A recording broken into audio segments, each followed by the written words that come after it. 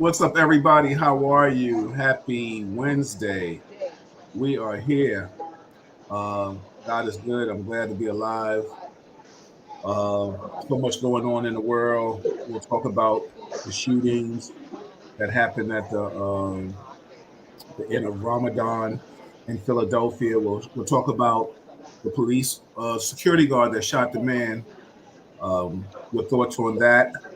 We will also discuss any other thing that my panel and I can discuss in the hour time that we are here. Um, but first, let me just give my condolences to the family of DJ Mr. C. He transitioned. I don't know when he transitioned, but I think it was today. I don't know if he was sick or anything of that magnitude. The one thing that I do know is that he was all right with me. So me saying all of that, um, you know, condolences to the family of DJ Mr. C and his friends. For those that don't know, Mr. C was a iconic figure in hip hop. He was the DJ for Big Daddy Kane, and you know he was a staple in the radio business, in the music on the radio stations. I think he did Hot 97 for a very long time, and I think until his transition, he was on 94.7 The Block. So um, rest in peace to his family. I don't know, Rich. Did you know Mr. C? Nah, I didn't really know Mr. C. I used to see him, but I never really was formally introduced to him. Right, right, right. But when we talk about 50 years of hip hop, it is an individual that definitely has to be mentioned and respected in regards to that aspect of it. No Um, question. yeah. Let me ask you a question, Rich. Recently, um, we're talking about the spiking crime in New York City. We'll talk about how the Islamic people were just in Philadelphia. They were just uh, winding down Ramadan, and these young kids started shooting. I guess having a little war. The police commissioner in Philly said it is up to the parents to police their children. I'm using that word, police their children, to find out if they got guns in the house, what are they doing, who are they hanging out with. I think we've talked about that extensively. What's your take on where this youth is going now? In today's society, like, what's your take on that? Well, my take on that is, just a little background. I've been working with kids since 1982. I went to the Department of Education out of college, and I worked in special ed, alternative ed, and I did GED prep. I worked in group home. I managed a group home for Salvation Army for hard to place children, kids that no other group home would take. They were blackballed because most of them had cases and all of that. That was in the 90s, you know. But all through the 80s, the 90s, 2000s, I worked directly with middle school and high school age kids, and then kids 21 all the way up to 24 through Job Corps, because I also worked there too. And I've seen the shift in society as far as how the kids are reacting today. You know? And my thing is, it all started when uh, the legislature decided that you can no longer discipline your children. This is Yeah. my opinion. What I forgot. I always mix that up. Is that's corporal capital punishment, right? Yeah, I always mix up the capital corporal. What is it called? Yeah, Yeah, it's corporal punishment. corporal Corporal punishment. punishment. Yeah, Capital is when they kill you, Bill. yeah. My bad. That's right. Corporal You punishment. Yeah, should know yeah, that. yeah. I know. I don't know why that I get a Hey, brain freeze with that one. Yeah, yeah, well, yeah. When I went to school, man, teachers were allowed to put hands on you, and you would let them because you didn't want them to tell your parent, what happened, because then you get two ass whippings. You know, uh, it used to be called BCW back in the day, and now it turned into ATX. You know, yep, and honestly, uh, I remember when my mother first moved up here to North Carolina, she didn't have her high school diploma. She was going to school when I was going to school to get her high school diploma, and then got hooked up with a program where she could get off public assistance and become um, a case manager. And she retired from that, you know.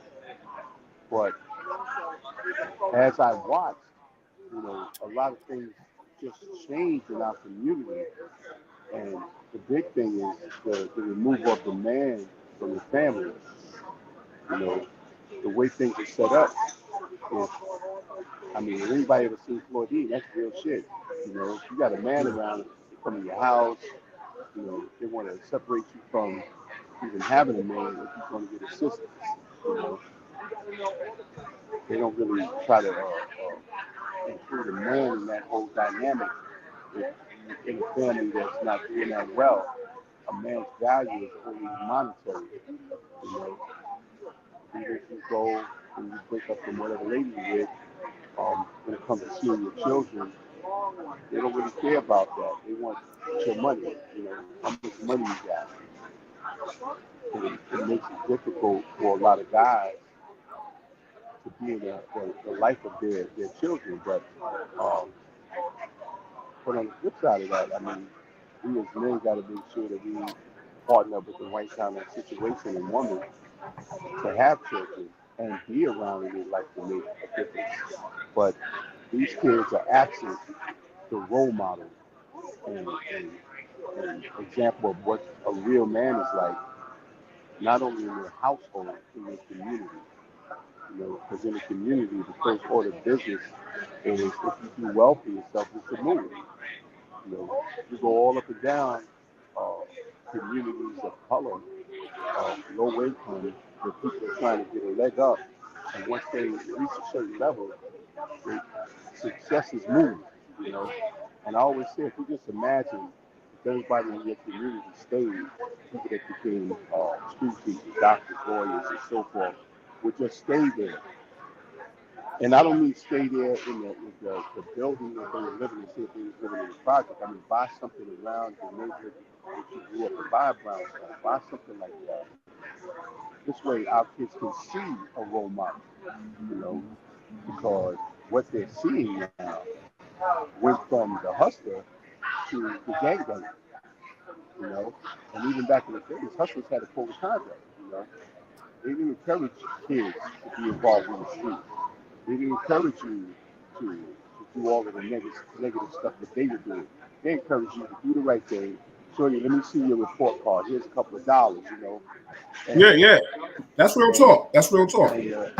and for better or worse, the people that were doing wrong, so to speak, in our neighborhoods, the number writers, the dope dealers, you know, the pimps or have you, they police the community. You know, there was no mistake in uh, police not knowing that this kid is just a kid and he ain't doing nothing wrong, as opposed to somebody carrying a gun, because the street had it where kids didn't run the street like that. You know, the police dealt with the real hustlers, the real criminals. Grown ass men and women. Yeah. Let me ask you a But now question.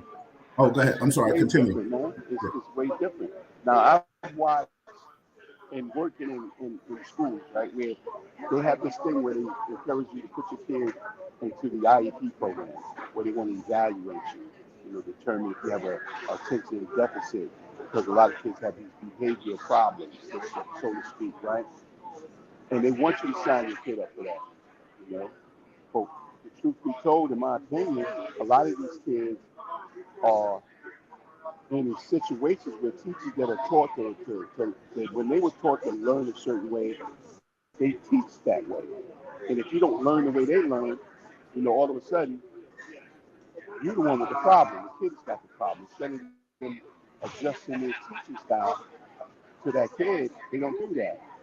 And then you have some people that just straight up, you know, racist. I can't call another word. You got a lot of white teachers that are working in public school systems, and they just want to come here and get home. You know, their whole upbringing is totally different than yours, and they don't put that vested interest in. And I'm not saying that's all of them, because I met some excellent teachers that were white, some excellent teachers that knew how to adjust their teachers. Bad at some of these racist white teachers, you know. And all I'm saying is, when you in a public school system and they're trying to encourage you to let your child go through the IEP program, so the school gets more money, because they'll get, like, say if they're getting $1 for this kid, they'll get 5 for the kid with the IEP, you know, Yeah. and that's supposed to come with services and even a check for the parent. A parent will say, "Oh, I get a check too," and they say, "Yeah, you sign them up for this, and if you put him on medication, for his behavior issues, you get more money." So now we introduce our kids in the public school system to opioids. When I was in school, dudes were smoking weed, shooting dice. We knew what you was high off of. If he was high of coke, we knew it was coke. If he was high for dope, we knew it was dope. If he was high for weed, we knew it was weed. But today, you don't know what these kids is on. They got, what's that shit they call scissor? That shit that Yeah, yeah, Lil yeah. Wayne Stir. was on. Yeah, yeah. Yeah, and you got these kids taking Percocet and all kinds of other opioid drugs.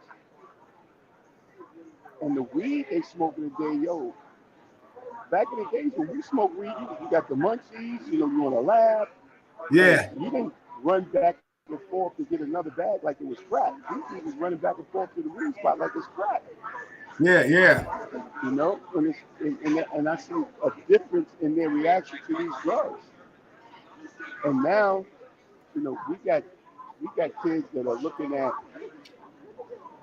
going into uh, these facilities where they finding a home in correctional facilities, Well, juvenile detention, and all let that. me ask you a question. How much how much do you think is because of peer pressure too? In order for somebody to give you pressure to do something negative, right? That person that's doing that peer pressure is absent a man, absent a role model, absent supervision. You got kids that are pressuring you because they see you and they're jealous. I had kids in my school that were A students, and they had to join the game just so they can get home. They were Understood. embarrassed to Understood. say it. They were embarrassed to say that they had a 3.5, 4.0 grade average. Well, yeah. I mean, back in the days, to be smart meant you was a nerd or a punk or something. You know what I'm saying? Has a negative overtone to it to be smart. Yeah, Shame but on our communities for perpetuating that image. You know what I'm saying? yeah, but that's Everybody that because was we're not. supposed to be cool That's because, was that's the not because job. we're not wrapping our arms around that. We're not we're not making a big deal out of a 4.0 average, the way we should be. You know, we hear more about negative stuff than anything. It's it's a lot of students, thousands of students that are doing well in school, but we don't promote that through the media. We don't promote that in the community. I like basketball like the next person, you know, but still, where there some competitive intellectual uh, uh, competitions going on in our community, you know, spelling bees, chess tournaments, uh, Jeopardy, all kinds of uh, STEM programs where that we could turn into competitiveness. Everybody, this is Real Talk Chronicles. I'm your host, Bill Forster, with my co-host, Richard Graham, today. Everybody else is in flight. Oh, shame on me for not remembering to give our other co-host, Chuck Richards, a happy birthday. So Oh, if happy you're birthday, friends with Chucky Chuck baby. on Facebook or you have his phone number, please give him a shout out. Tell him Real Talk Chronicles said what's going on. Happy birthday. Yeah, so you know what's so funny? Rich, did you see the situation? Mute your phone for a sec. Yeah, did you see the situation where this lady was going to church and this young dude, and what else can I call him but a young punk? Because shame on him. And he went and pushed that woman off those steps, those church steps, and she fell to the ground. And I heard she's not doing too good right now. And he ended up going in a pocketbook, stole her property, and then took her car and drove off. Now, what did we say about that? Like that's crazy to me. Like what kind of time? What kind of time you want to you would give him, or like he's bonkers? Yes, Stephania in Queens, absolutely. Go ahead, Rich. Wasn't that right in front of a church or something? She was going in the church. He caught her on the church steps on Sunday. Go. Mm-hmm. That's a situation where the community need to find that motherfucker and put him on a cross in the church. Yeah, yeah. I totally agree with you, man. Let me tell you something. That was probably the most disrespectful thing I've seen in a long time. I mean, we seen the slashing on the train, the conductor just doing his job, and the person just the train is pulling off, and the person cuts him. You know what's so funny? To be a former law enforcement officer, we've talked so much about the RICO laws with drugs, with nonviolent people, and how people of color have been incarcerated for crimes that they didn't commit and things of that magnitude. But to be a African American, being from the hood, Harlem, wherever you want to call me, and also understanding the law and being upset that a lot of people are not getting the proper sentencing or staying incarcerated for the time that they should. It's like, God forbid, so people start taking that vigilante, that mentality. You know what I'm trying to say? Like I couldn't even understand. I'm so glad my parents are deceased. If my mother was going to church, kid, I'd be Charles Bronson all day looking for that dude. All day. And I don't care if his family is on here listening. It is what it is, B. Go ahead. I'll let you chime in. Yo, I'm gonna tell you something. I was brought up in the polo grounds at one point, right? And one of our friends' mother got robbed in the project. We all got together and rounded up everybody that we saw that wasn't from that neighborhood. We approached dudes respectfully, said, yo, something happened. We need you to come with us. And anybody that didn't see it our way, we made them offer they couldn't refuse, so to speak. We lined about 10 guys up in the hallway that was in the neighborhood that wasn't from there. And we asked the woman to come out, my man's mother to come out. And when she came out and she saw how them dudes was lined up, she said, baby, what y'all doing to these boys? She said, Mom, we ain't doing nothing to them. Just take a look at them and just tell us if they want to. And she didn't even want to look at them. She said, no, let them boys go, let them boys go. But deep in my heart, I felt like one of them was one of them. But she didn't want to take it that far, right? Yep. She went back in the house. But when we let them go, they sent a message from where they come from. Like, yo, don't go in there. You know what I'm saying? Because whoever that was, if he got away that night, he was like, yo, y'all cut me a break. Mom cut me a break. And somebody robbed my mother once in the project. She's on the elevator. Dude gets on the elevator. He snatches her bag when the door opens and runs off. The floor he ran off of, my man was on that floor. And when he seen dude run, my mother said, "You just grabbed my bag." My man chased that motherfucker down. Yeah. Chased him down. Saw him on his ass. He just threw the bag. Yeah, Kept yeah, yeah, running. yeah. Yeah. Stefania was saying, she says, yo, did y'all see the story of the boyfriend that pushed his girlfriend onto the train tracks during an argument? She lost both her legs. People are literally crazy. Yeah, Stefania, I did see that story. Let me tell you something. What happened at? I think, Stefania, was that in Brooklyn or was it Queens? Let us know. Let me tell you, thank God my daughter married and she happy, you know what I'm saying? But her husband no. He know, and I call her my daughter. That's my goddaughter. But he know. It was in the city. Oh, it was in Manhattan, I guess. Um, Yeah, somebody just told me he was on the A train. Brenda just told me he was on the A train. yeah, yeah. They were I arguing on the mean, A train. I don't get it, yo. I don't get it, yo. I mean, like, listen, I'm tired of excuses. I'm tired of. I mean, it's happening to all cultures and nationalities. We can sit here and let the media paint a picture of anything, but we understand that what's going to be magnified is our children, our youth. But and with that being said, and saying all of that, as I usually say, they are doing it.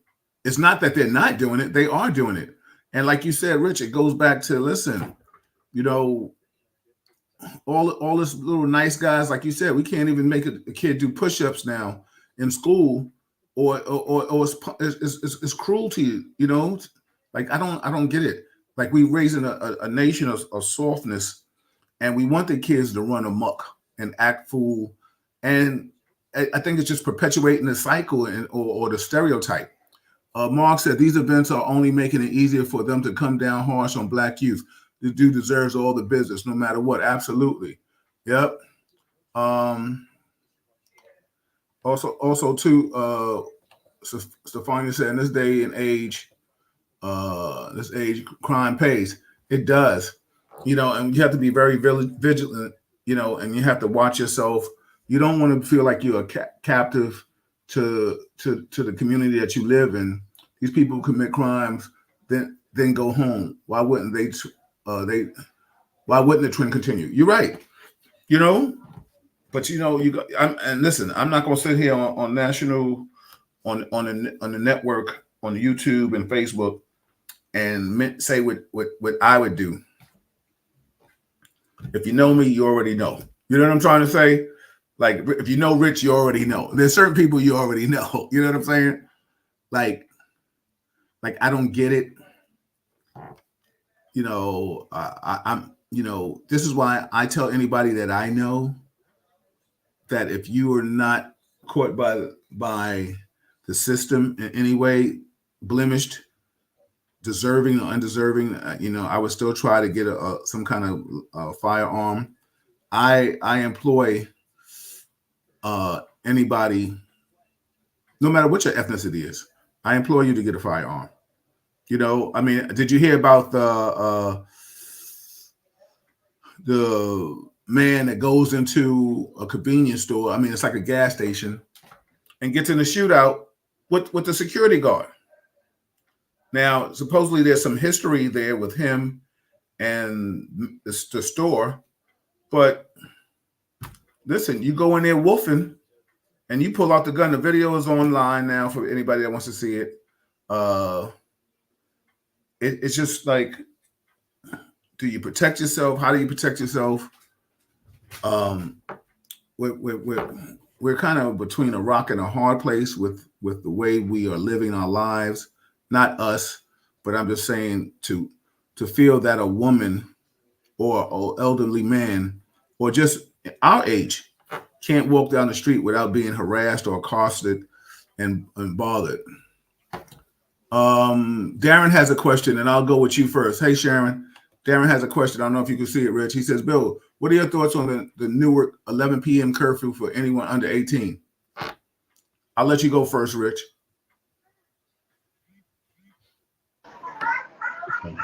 How you going to enforce that though? I mean, I hear what you're saying. You know, I had a curfew, and it was called the street lamp. If that motherfucker went off, I had to be in the house. Yeah. So it was enforced through my household. But if you're talking about enforcement through the police department,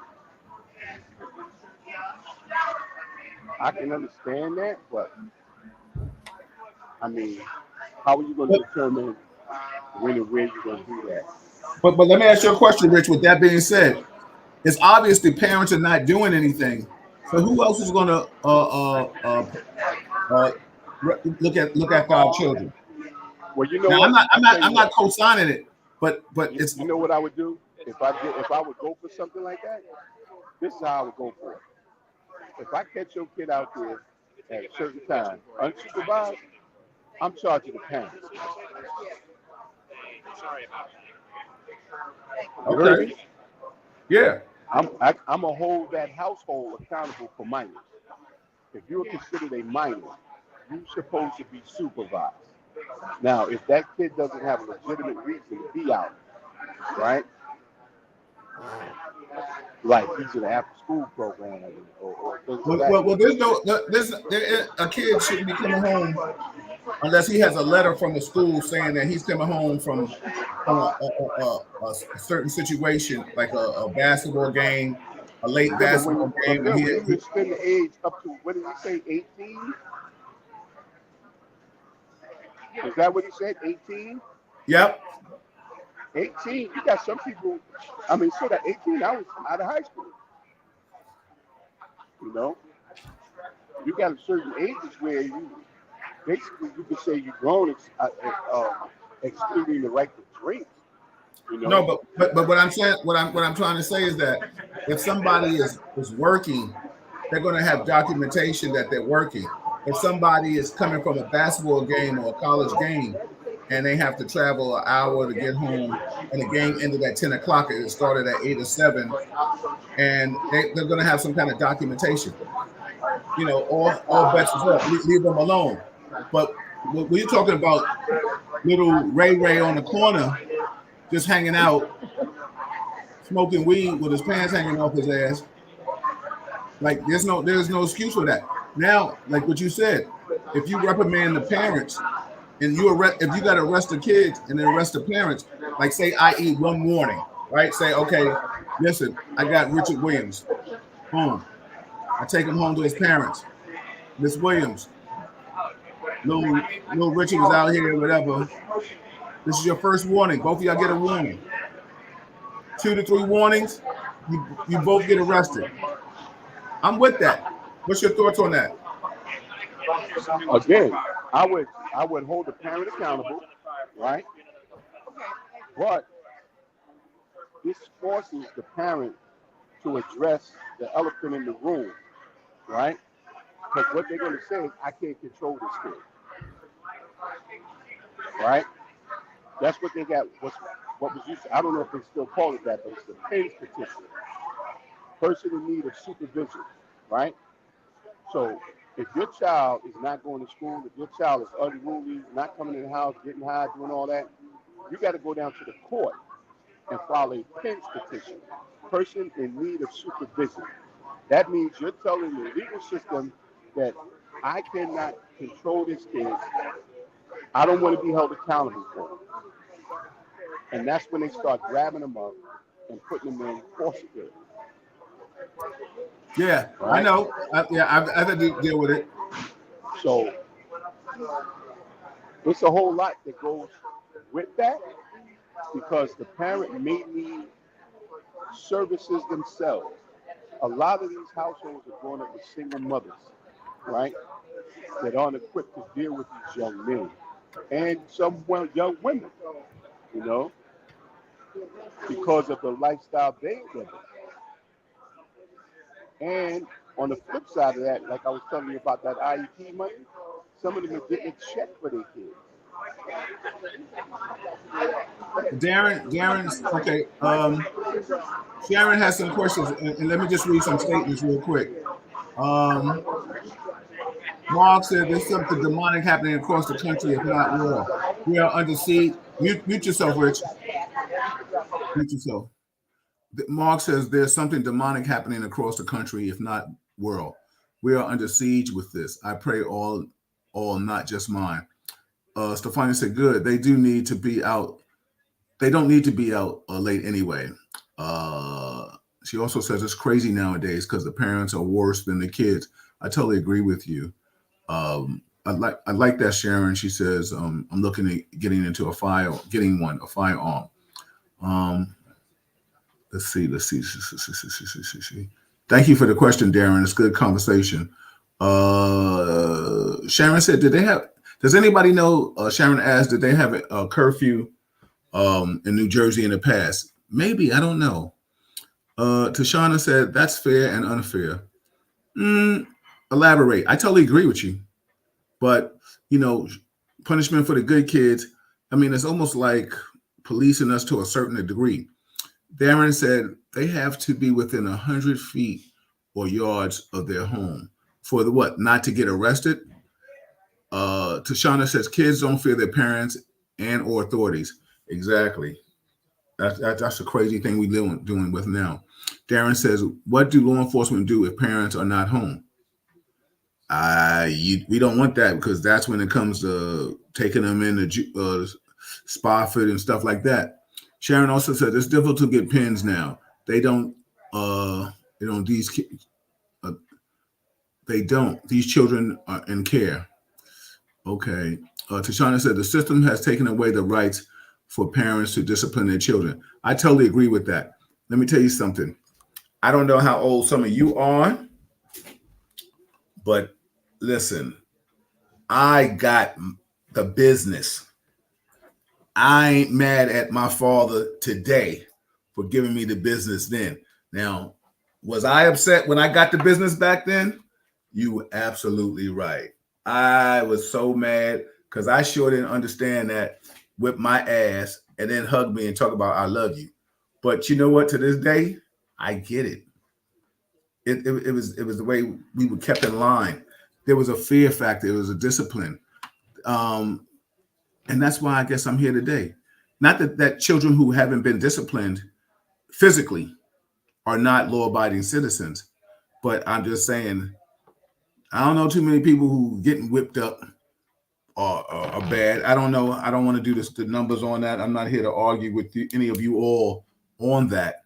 But when we talk about having a strong male model, and also too, shout out to the parents that were brought up in single family homes that were able to still persevere. Because the bottom line is, if you were brought up in a village, and you know what, for those that you should all know what I mean when I say a village, that it could have been the super, it could have been the man at the corner store, the grocery store, like Rich said earlier. It could have been a person out in the street, the drug dealer, the number man, the booster. Yo, here, little kid, go ahead, little homie, take this little dollar, go to school. You know how they used to talk, right, Rich? Go ahead, little homie, stop playing out here. Don't let me catch you out here. I beat your ass. So that's the way it was, you know. Let's see what other comments we got. Stefania says, what does she say? She said parents don't even want to discipline their kids, unfortunately. Absolutely. They want to be their friend. Yeah, it's a sad state that we're dealing with right now. Yeah, but Go you ahead. got to define discipline today because it's different than it was when we was coming up, Bill. The way the legal system is set up, you can't put hands on your kids. So how you going to discipline your kid? And most single parents are working 2 jobs. And these kids that are in school are what they call turnkey kids. They go home and let themselves in, you know? And Yeah, so when they get home, their parent ain't there because their parent is busting out 2 jobs because you living in a single household, right? So your parents can sign you up for the after school programs and all of that, but they trying to make ends meet. When I was coming up, we had the whole community watching out for me. My neighbors watched out for each other's kids. yeah, You know, I could knock on my neighbor's door, any one of them. You know, if there was an issue, maybe come in my house. My mother would call and say, "Hey, go to my house and check on my kids." They come walking in the house. What y'all doing? You all right? Yeah, good. Bang, bang. Hey, you know what's so funny? We're from an era where our parents said, "Listen, closed," and then they might have hit you with the skin them up, the little chihuahua, the cat joint. They might say, "Yo, listen, when I leave, do not open the door. Let me find out, and when I call, you better answer the phone, and you better be doing some homework or do something." I mean, listen, we're from an era where our parents said, "Yo, if I told you don't cut the TV on when I'm not home, do your homework." The fear of them finding out the TV was on. Let me tell you, I tried to be slick one time, and my father said, "Don't cut the TV on, whatever, whatever." I was like, "Oh, okay, he ain't home. I'm gonna watch TV." I come home, he come in, he said, "You watch TV?" I was like, "No, Daddy." Yo, he go put the hand on the TV. TV hot as chicken grease. I got my ass beat. I was like, "Oh shit, he's smart." You know what I'm saying? I thought I was getting away with something. You know what I mean? Nah, B. Let me read some more comments. This is Real Talk Chronicles. Your host, Bill Forster, with my co-host, Richard Williams, and we chopping it up. We're talking about the youth in today's society. Like Tashana said, she said, if I looked the wrong way, man, at her mama. Exactly. It was lights out. No bueno, B. Let me see. What's that? What was that shit? One of those comedians was saying how uh, white parents, when they deal with their kids, they hope their kids don't act up. They hope their kids don't do this. He said, "My mother wish I would. We lived on the Listen, wish factor. I wish she listen, would." kid, listen, bro. Let me tell you something. I was telling Malika, Stefania, I see you said, yeah, you love my dad's story. So listen, one day when we talk, I'll tell you some more. I was telling Malika last night some stories from my parents, and listen, it's made for TV. I see how people become comedians. You know what I'm saying? Because you start telling real life stories, and it makes you laugh to this day. Joy says some of these children, young adults, just don't have any respect. It's so sad. I'm so glad I'm retired. Absolutely. Tashana says, yep, we were all respectful, still respectful. Absolutely. You know what I'm saying? What does the next person say? Let's see. Tashana says, actually, one of the reasons why the kids are out of control. Yeah, man. Let me tell you something. And I can divulge this, and I say it with a badge of honor. When I've gone to schools before the pandemic, I was going to schools a lot, speaking, especially in inner city, speaking to kids on how to interact with law enforcement, but taking a little positive affirmation with me and, little motivational, career path stuff, career day and things like that. So I'll leave the name of the school out. And the teacher knew me personally. So she was like, "Yo, this is like the bad class. Like these cats is just kind of off the chain." So I said, "Word." So I said, "Yeah." So I'm like, "Okay." So she said, "No, B, I want you to be you." I said, "You want me?" You know what I'm saying, Rich? I was like, "You want me?" She said, "Yeah." So I introduced myself. She reads my bio, and of course, in the bio, it talks about martial arts or whatever. So after that, I introduced myself. I said, "Listen." I run down how we're going to converse with each other. I'm like, "Yo, listen, it's yes, sir, Mr., detective. I'm going to call you young man, sir, or Mr." I said, "Listen, I'm kind of a disciplinarian because I said I've come from a paramilitary organization. And I'm also, I've been in the martial arts, whatever the time frame was at that time." So I said, "You already heard the bio. You heard the bio." I said, "I'm not paid by the school today." I said, like, sometimes, like, if I did this on the arm, I was like, this is one for me, because I had, relationship with the staff, principals, and everybody in the school, right there while I'm speaking, auditorium, everything. I said, "You're not going to talk to me like you talk to your principals or your teachers, whatever." I said, "I will F you up in front of anybody and everybody. Then wait for your parents to come and beat their ass." I said, "I am not the one today." So when the kids heard that, they looked at the principal and assistant deans and stuff like that. And the deans turned their head. I said, "Listen, I'll mop you up right here in front of everybody and leave. I'll go home early. I won't stay here all day with you. But you're not going to talk to me crazy." So I said, before we start, whoever wants to think he's a tough guy and a smart aleck, or the knucklehead, come on up. Let's get it over with. It's not even going to be a minute. I was on some Robert McCall. I put the timer joint on.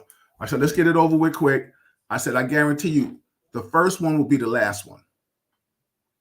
I've never had a problem in a school like that after that. You know? I feel you, brother. I'm the same way. Yeah. I mean, I beat the kid's ass in a heartbeat. One kid told me, "Yo, you'll lose your job if you put your hands on me." I said, "Okay." And then after I don't have a job, then what you think gonna happen? If I whipped your ass with a job, if Yeah. you get me fired, what you think gonna happen after that? Yeah, it's not I over. can't work here. You can't go to school here. Yeah. You'll be coming up. You'll be coming up in gowns and everything. Tashani says, but let's not forget a whole generation was lost to the crack epidemic.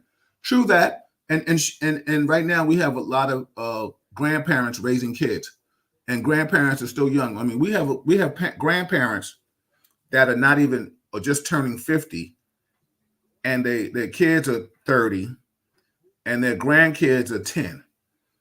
That's nothing bad. I'm not playing those numbers, but what I'm trying to say, if the parent of the child is not chastising the baby, then it's the grandparents. It's not the grandparents' place to try to put the child in place. The grandparents are we're here to spoil, coochie coochie coo, all that shit. You know what I'm saying? Like what kind of toys they need for Christmas? You know, you're supposed to be asking them if Santa Claus coming and shit, not like, yo, what, why are you listening to DMX? Like, yo, come on, or we dancing together. We not doing that. Let me tell you something. Our parents could tell us, go to the fridge and get us a beer. We from the era where we had to go to the store, the kids, and buy our parents cigarettes. Knock it off, beers and all that, right? So let's keep it real, 100, y'all. Mark said, what Mark said? He says most of these parents are scared of them. I get it. Not just women. Some men don't know how to be a strong dad. Your facts. You're 100% factual. Because bottom line is, what's a kid that God forbid sees his mother dating, trying to find a good man, and then the guy stays around for 5 minutes longer than what he anticipated, and as soon as he says something to the kid, like, yo, young blood, let me talk to you. You ain't my daddy, da da da da da. And he's squaring off with the boyfriend, ready to go combat, I'll kill you. What you know about killing, punk? And then as soon as you put your hands on the lady's child, oh, she on your back. You know what I'm saying? Listen. Hey, but Bill, you know something? A lot of our single mothers that are raising their sons and daughters, that for whatever reason their relationship broke up with the man, Yeah. they start putting restrictions on his parenting because he's physically not in the household and may be involved with another woman. A lot of times, women are controlling in a way they don't want you taking your son out of that household, bringing him home with you because there's somebody else, there's another woman involved. So they don't want you to take that son. They don't want you to be that father until shit happens. So a lot of times you got brothers that want to stand up for their kids and come get them and spend some time with them. And a lot of women are controlling in that sense that they want that child to believe that the mother is ruling. I don't care what your father said. You do what I say. There's no co-parent. Yeah. Stefania says teachers are quitting left and right. It's becoming a real problem. Now what's going to happen? Well, I'll let you answer that, Rich. What do you think is going to happen now when teachers start quitting? Because me personally, they like, remember there was a time when they was like, yo, join the military. Send a little badass to the military. I don't know what's going on in the military now. I don't know if the military even won. A military, you always had to take a test, but I think the military right now is kind of a little stringent. Like, yo, don't bring your little dumb ass in here. You can't pass a certain test, requirements. Mark, you could speak more to that to me or anybody that's been in the military. Shout out to all the people that texting the show. Go ahead, Rich. But you know what? A lot of teachers were quitting when I was with the board of ed. You know, because some teachers didn't really know how to teach our kids. You know, I mean, I worked with some teachers that had no clue about anybody that was black that we could hang on the wall outside of Martin Luther King and Malcolm X. You know, I had a science teacher that didn't know anybody of African descent that was or present. There was a scientist that they could speak to. You know, African Americans, uh, or African American month, like what's that, Black History Month. I'm not really a person that subscribes to that Black History Month. History is history, you know. The truth is the truth. What happened is what happened. I, Why do I I have to I have do a that month? every day. I post Black History Tour, not Yeah, just I put it every day. Yeah. yeah. You know, I mean, I'm for Black Recognition Month. You know, we can recognize black people, but as far as it being Black history, that's just, to me that says you got history and we got history, and it's two different histories. You know, history is history. What happened is what happened. Like today, they're trying to prevent certain education from happening in certain schools that taught about what was done to us as African Americans coming from Africa here, and the treatment that we have been subjected to throughout our history here. And they don't want young upcoming white kids to know that their ancestors were straight up monsters. Right. You know, There we was a don't. thing. Let me just interject for a second. There was a thing, and I know it's something Darren was saying, and somebody was saying. Darren said, "Yeah, parents are punished now by taking away cell phones and PlayStation for a couple days." I saw a white kid on the internet. His father was like, "Yo, I'm talking to you, you ignoring me." So he took his PlayStation or whatever it was, and Nintendo, Xbox, I don't know what the hell it was, and he threw it, and he had it near the water in the pool. So his son was like, "What are you doing?" Ah! He was screaming. So his father was like, "Yo, who are you yelling at? Like, yo, you're not listening. I'm talking to you. You're not listening. You're not paying attention." He was like, "Yo," he was like, "Don't you do that.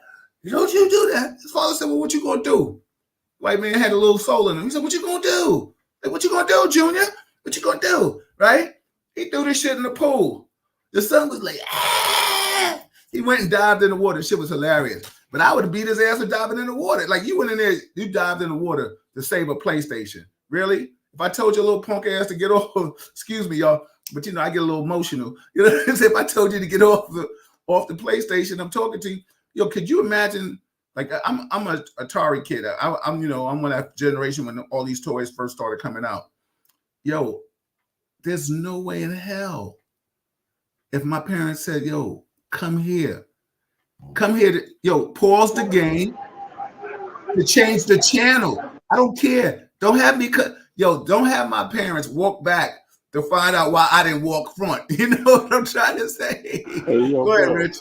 Hey Yeah. yo, bro. These kids got all kinds of crazy games on them PlayStations. What is that shit called? Call of Duty and Yeah, yeah, yeah. what's that shit? What all of those crazy joints, right? My Call of Duty. You know what my Call of Duty was when I was a kid? What? That bag of GI Joe toys. The little green fucking Yeah, men. yeah, yeah. I had them. I had them. That was my Xbox. Right? Yo, listen. I tell people all the time, we had the best era, B. The little Hot Wheel cars. Let me tell you something right now. I walk by a store, a store that sells them Hot Wheel tracks. I knock them shits on the floor now, them box on the floor now, because my mama tore my ass up with them Hot Wheel tracks. Shit, I might still have a whelp on in my butt. I get yo, Rich. I walk by one of them shits right now. I get a flashback. What? Let me read Audrey's thing. Everybody, this is Real Talk Chronicles. That's Richard Williams. I'm Bill Forster. She says, "I didn't get beatings. My father was no joke with the punishments. Punished the whole summer, ninth grade, because I had to go to summer school. Then he would say, 'You will thank me later.' To this day, I do. That's what's up. You know what I'm saying? And shout out to the fathers that, the girls like yourself. I know you was a daddy's girl. You were afraid to even, upset your father. You know what I'm saying? You looked up to him so much. Uh Joy said scared straight is definitely needed. Absolutely. Darren, I mentioned that punished about the PlayStation. Joy says, she says, Tashonda, I agree with you. We are dealing with the lost generation, great great grandchildren. There's no foundation. Absolutely. Tashonda also says using kid as a pawn is a horrible on both sides. Yeah, I mean, you got men that don't want to do the right thing. You got women still, like you said, playing pawn games. But the bottom line is kids need their parents. You know, Bill, yeah, go ahead, brother. I'm gonna have to get off the call, right? Go ahead, brother. Um, Uh-huh. Well, we only got we only got 3 minutes. I'll close out. So give them some oh, positive okay. affirmation too. Go ahead, give them some positive affirmation. Okay, my positive affirmation is this, man. All you brothers and sisters out there that's 40 and 30 plus, right? You got to start embracing some of those kids around you that don't have what your kid has. You know, that kid that you know his parents are taking care of him inside of that household, and he's out there running street and doing negative shit, and you want to separate your child from them. Let me tell you something. If you don't help that kid, he's gonna come back to haunt you. Yeah, All right? That's the kid that's gonna be breaking in your car, breaking in your house, randomly shooting in your neighborhood if you don't show that kid some love. These kids are hurt and they're hurting everybody around us. And if you don't try to embrace them, try to heal your community, reach out, grab somebody, and love them. yep, Bring that kid in and love them.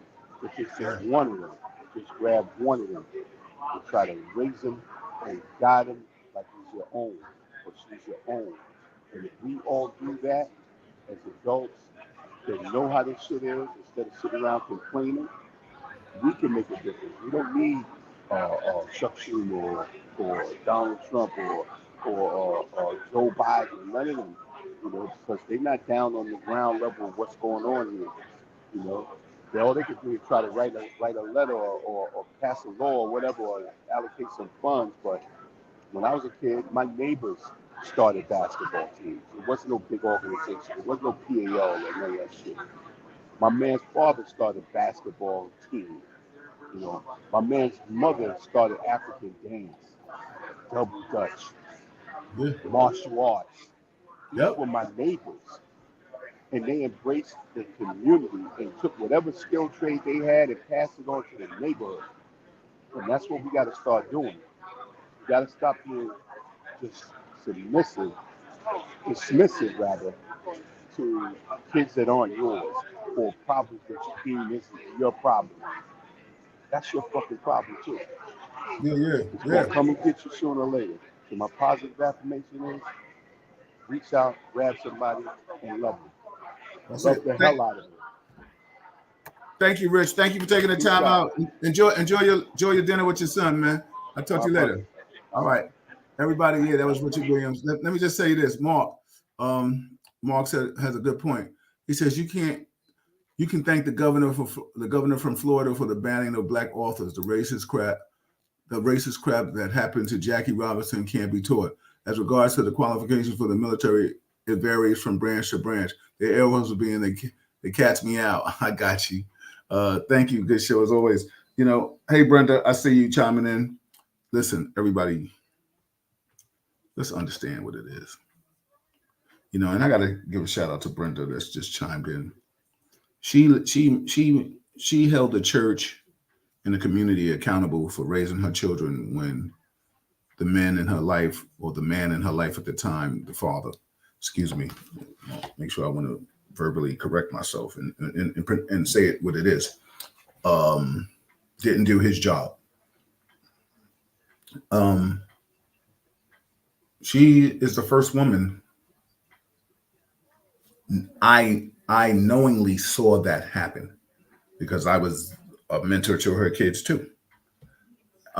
So I give her props for that. She knew that she couldn't do that on her own, and she held the church and the community accountable for that. And she has two fine young gentlemen, and they are the epitome of what this new generation should be like. Um, Other people can do it. It's why you don't do it, or how come you haven't done it is the thing. Is it too late for some? Maybe, maybe. We'll talk. Because, what do you tell a kid 25 years old is out here on the street and got a gun in his waist and don't even respect his mom's? What are you going? Is he going to listen to me? He gonna respect me. He gonna move up the way when I walk down the street.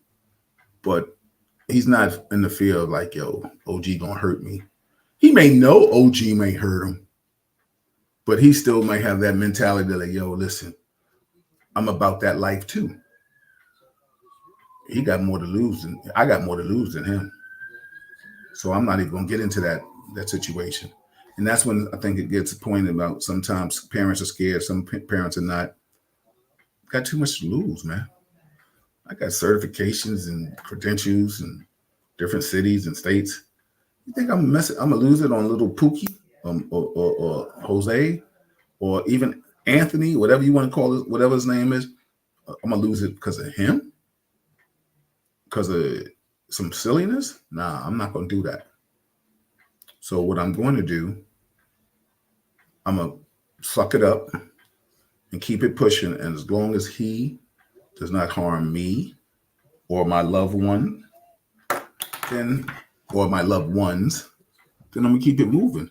Because I think the sad thing about what's happening in the world today, people like myself and you all, we have the fine line of if you bother us, then I'm gonna be accountable for what I did. And I have no problems going to jail for what I did. I mean, don't let the system work when it come to me. You know what I'm trying to say? Hey, shit, let me get out. You know, it's just something to think about. Please, everybody out there, you know, watch your backs, be careful. You know, check in on loved ones. Like I said, rest in peace to DJ Mr. C. Really part of 50 years of hip hop. Also, you know where I'm at. I'm at Row House. You know the lineups. Uh, Wednesday tonight, there's something there. Thursday is open mic. Friday we got Miss Saigon DJing. Saturday, I think it's Mark's Move and TJ Cozy at Row House. Sunday, it's the brunch. Brandon Saunders. Stefania, you better make it there one day. Hope to see you there soon. Everybody, I'm Bill Forster. Thank you for chiming in. See you Monday, God willing. Beautiful weather out there. Ladies, ladies, ladies, ladies, easy with the flip flopping. Unless you just come in from get a pedicure. Let's not get carried away. I'll accept some shorts, maybe a little bit, running to the store, but let's knock it off with the flip flops, going out right now. Just easy on the sandals too. You know what I'm saying? It's like just break it down on some sneaker shit. Thank you, Stefania. But yeah, just get your pedicure. I'm sure the store will be. It's supposed to rain tomorrow, right? A couple of days. Sunday, Saturday, Sunday be right. Friday be right on time. Next week is supposed to be crazy, but come on, you know, you don't have to. You don't have to stay in your Uggs. I know they're very comfortable, ladies. I've heard Malika, but she's not ugging. She's wearing sneakers. So listen, just step your pedicure game up. Crocs, yeah, they back. Yeah, they'll be back. Step your pedicure game up. Manicure game. Um, you know, Shorts and a sweatshirt. I'll co-sign that if you run into the store. But let's not get beside ourselves. Let's knock it off. You know what I'm saying? Yeah, a little humor to end it. A positive affirmation, like I said, just love each other. Foster the moment with positive vibes only. I'm out. Everybody have a good night.